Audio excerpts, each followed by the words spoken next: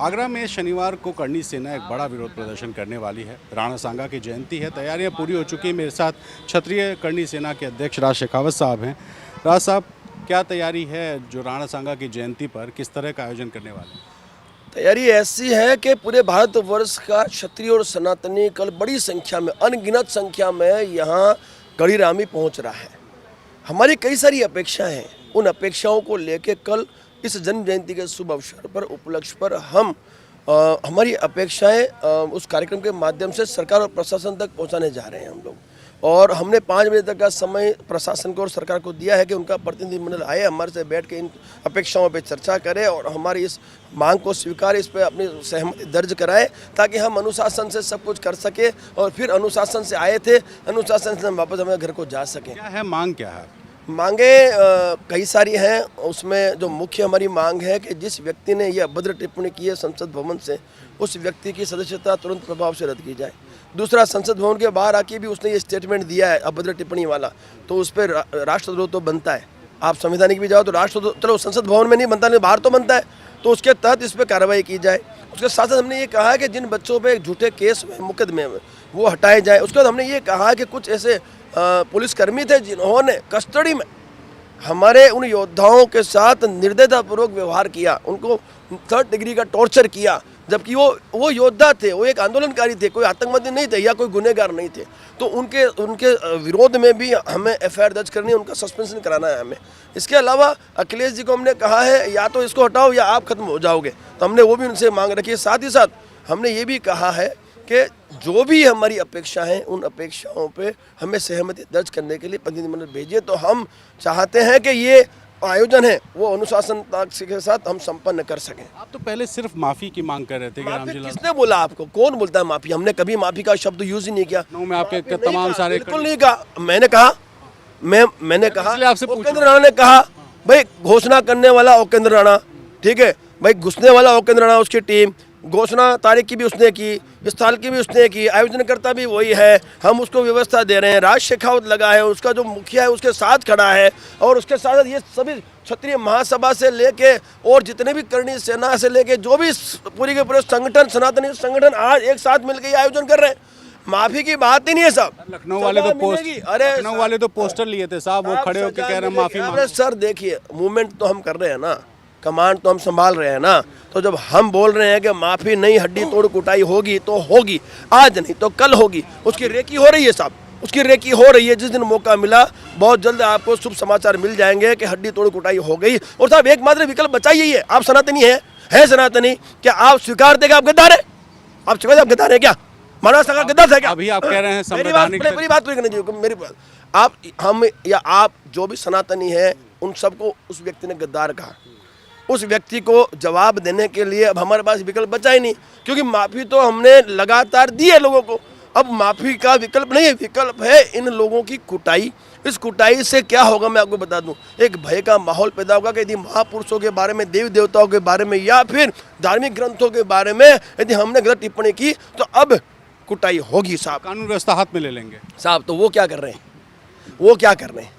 वो तो कह रहे हैं एक्सपेंज हो गया वहीं पे। अरे अच्छा, नहीं बोल के फिर एक्सपेंस गिरा दोगे, माफी मांग लोगे? अरे हद हो गई। तो मैं कल तो आपके पिताजी को एक थप्पड़ मार के फिर माफी मांगा, मेरे को माफ कर दोगे? साहब ये बातें छोड़ो, इसी ने तो खत्म कर दिया हमें। कितनी माफिया देंगे हम? अभी मैं रामजी लाल सुमन के यहाँ बैठा था, उनसे मैंने बात की। उन्होंने कहा कि मैंने जैसे ही बोला, सभापति महोदय ने कहा इस बात को एक्सपेंज करो, तो मामला तो वहीं खत्म हो गया था राज्यसभा में। फिर उसको जो है जबरदस्ती उसको आप लोग तूल दे। उस व्यक्ति ने ये स्टेटमेंट दिया ही क्यों? मैं तो आपसे पूछना चाहता हूँ, आपको ये प्रश्न का किताबों में लिखा हुआ था। किताबें लाए मेरे पास, वो किताबें जो बोलता ना बाबरनामा, वो लेके मेरे पास बैठ जावे। दूरदर्शन की डॉक्यूमेंट्री में चला। भाई देखो ऐसी बात है, मैं आपको बिल्कुल ठीक बात कह दूं, उसने क्या कहा क्या नहीं कहा हमें मतलब नहीं है।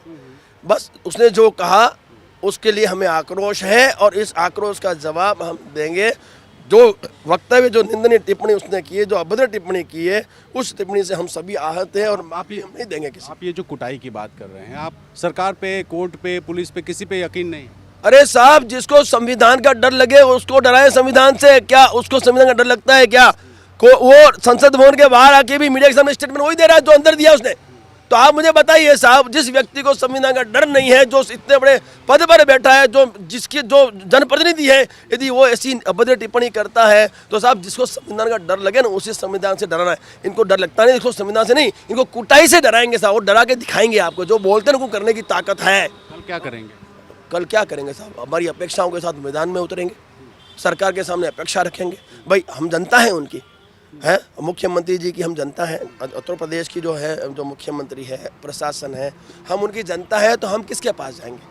हम उनके पास जाएंगे कि हम आक्रोशित हैं, और हमारा जो पूरा सनातन धर्म है वो ये चाहता कि अपेक्षाओं पे सहमति दर्ज हो और हमें न्याय मिले, हमें अधिकार मिले। उस अधिकार को लेके हम जन समूह के साथ, क्योंकि लोकतंत्र है, संख्या है तो शक्ति है, उस संख्या का प्रदर्शन करना ये हमारा दायित्व बनता है। तो समस्त सनातनी पूरे भारतवर्ष से अनगिनत कल वहाँ पहुँच रहे हैं, और वहाँ से हम इसको जवाब देंगे। जवाब यही है हमारा कि हमारी अपेक्षाओं को पूर्ण किया जाए। कैसे जवाब देंगे? बताया तो सही है आपको हुक्म मैंने। हमारी जो अपेक्षाएं हैं उन अपेक्षाओं को पूर्ण करने के लिए हमारी कल अनगिनत संख्या में उपस्थित रहेगी, और 5 बजे तक का अल्टीमेटम दिया तो मुझे पूरा विश्वास है हम सकारात्मक बात करेंगे। और कुछ रहस्य है, वो रहस्य आपको कल 5 बजे बाद समझ में आ जाएंगे। बता दीजिए ना 5 बजे के बाद क्या बताएंगे, रहस्य क्यों बताएंगे? देखो साहब, 5 बजे के बाद जो होना है वो मीडिया 5 बजे के बाद देख लेगा। हंगामा करेंगे? जरूरत तो नहीं। अरे सर, आवश्यकता पड़ी तो हंगामा क्यों नहीं करेंगे? अरे आवश्यकता पड़ी तो उसके घर तक क्यों नहीं जाएंगे? आवश्यकता पड़ी तो घर में घुस के उसको जवाब क्यों नहीं देंगे साहब? क्यों नहीं देंगे? जब हमारी अपेक्षा पे यदि कोई सकारात्मक निर्णय नहीं होता है तो हमें हमारा कार्य तो करना पड़ेगा। पुलिस ने कल का है, हाँ जी, आगरा पुलिस ने बहुत सारी लाठियां वाठियां खरीदी हैं।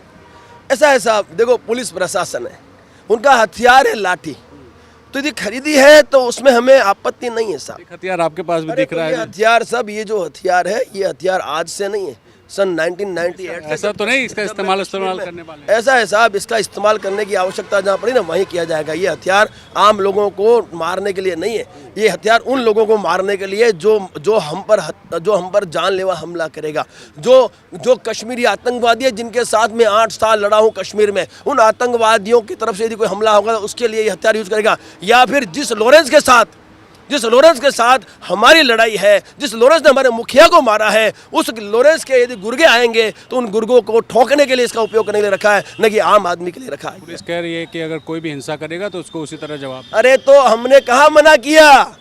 हम कहाँ हिंसा की बात कर रहे हैं? यदि कह रहे हैं कुटाई करेंगे। अरे भाई तो क्यों नहीं करेंगे कुटाई? करना हिंसा नहीं है। पर हिंसा कब होगी? हिंसा कब होगी? आपकी मांगे नहीं मानी जाएंगी। देखो आप गलत बात कर रहे हैं। हिंसा की बात मैंने उस वक्त भी नहीं की। मैंने आपको फिर कहता हूं, इस देश की संपत्ति को नुकसान क्षति नहीं पहुंचाएगा, आम जनता को हम परेशान नहीं करेंगे, हम उसी को पकड़ेंगे जिस व्यक्ति ने ये भद्र टिप्पणी की। हिंसा की बात नहीं है। आपने कहा डंडे लेके प्रशासन तैयार है, तो साहब खाली हाथ तो क्षत्रिय भी नहीं है, ठीक है? हम भी केसरिया झंडे, एक सेकंड, हम भी केसरिया झंडे के साथ और डंडे के साथ हम उपस्थित रहेंगे। यदि बल का प्रयोग होता है तो अब किसी का बाप वहाँ पे मार नहीं खाने वाला, हम कोई मार खाने के लिए वहाँ नहीं आए। तो हम सकारात्मक बात कर रहे हैं आपसे, हम ये कह रहे हैं सकारात्मक हमें निर्णय की पूरी उम्मीद है, और यदि 1% जरूरत पड़ती है, बल प्रयोग होता है तो साहब जवाब देने की भी हमारी ताकत है। कितनी भीड़ इकट्ठी हो जाएगी? अनगिनत। तो ये राज शेखावत हैं जो कि क्षत्रिय कर्णी सेना के अध्यक्ष हैं। इनका कहना है कि कल बड़ी भीड़ होगी और इस बड़ी भीड़ में हर तरह का जवाब देने को तैयार है। इस तरह से सीधे सीधे चुनौती रामजीलाल सुमन को देते हुए कर्णी सेना के अध्यक्ष दिखाई दे रहे हैं। आगरा से कैमरा पर्सन वीरेंद्र सैनी के साथ रणवीर, NDTV इंडिया।